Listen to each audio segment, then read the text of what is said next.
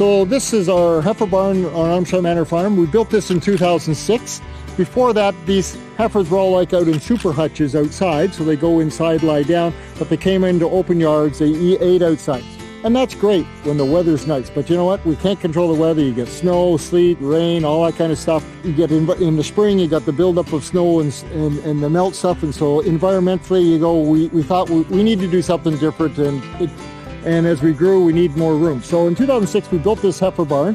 It's 90 by 152. The calves come in here at 2 to 3 months old, and it's a self-cleaning barn. So there's a 7% slope on the bedding pack.